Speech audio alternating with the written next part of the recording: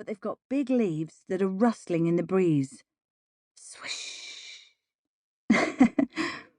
Actually, that sounds nothing like them.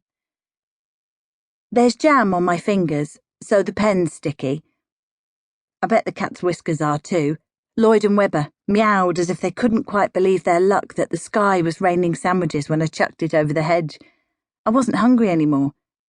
In actual fact, I never was, and if I'm being honest, I only made the sandwich in the first place to put off starting this letter. No offence or anything, Mr. Harris. It's just difficult. And I'm tired. I haven't really slept since May the 1st. There's no danger of me dropping off in here. The box of tiles is digging into my thighs, and a draft is blowing through a gap underneath the shed door. I need to get a move on, because just my luck, the torch is running out of battery.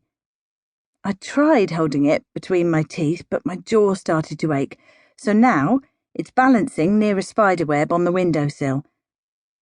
I don't normally sit in the shed, especially not at 2 a.m, but tonight the voice in my head is louder than ever before.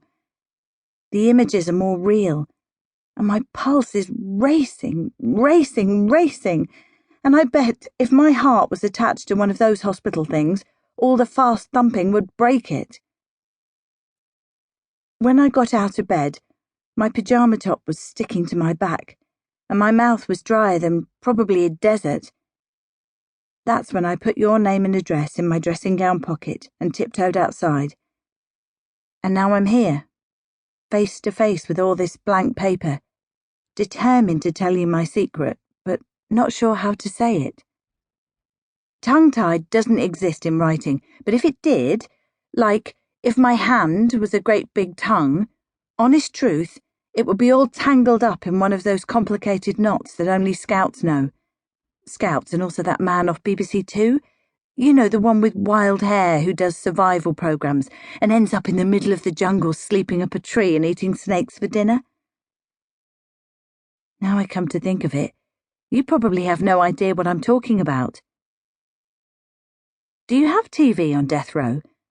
And if so, do you watch British shows or just American ones? I guess questions are pointless. Even if you wanted to write back, the address at the top of this letter is false. There's no Fiction Road in England. So, Mr. Harris, don't go thinking you can break out of prison and turn up out of the blue on my doorstep because you hitched a ride from Texas and you're looking for a girl called... Well, let's pretend my name is Zoe. I got your contact details off a death row website, and I found the website because of a nun, and that's not a sentence I ever thought I'd write. But then, my life isn't exactly turning out the way I'd imagined. There was a picture of you looking friendly for someone in an orange jumpsuit with a shaved head, thick glasses and a scar down one cheek. Yours wasn't the only profile I clicked on. There are hundreds of criminals who want pen pals. Hundreds. But you stood out. All that stuff about your family disowning you, so you haven't had any post for 11 entire years. All that stuff about your guilt. Not that I believe in God, but I went to confession to get rid of my guilt after triple-checking on Wikipedia that the priest wouldn't be able to say anything to the police. But when I sat down in the booth and saw his silhouette through the grill, I couldn't speak. There I was, about to confess to a man who'd never done anything wrong in his life, except for maybe having an extra sip of communion wine on a bad day. Unless he was one of those priests who fiddle with children, in which case he would have known all about sin, but I couldn't be sure, so I didn't risk it. You're much safer. And you sort of remind me of Harry Potter, to be honest. I can't remember when the first book came out, if it was before or after your murder trial.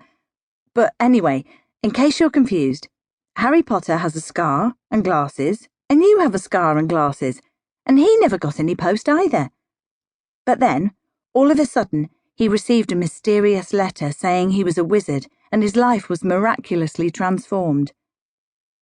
Now, you're probably reading this in your cell, wondering, am I about to be told?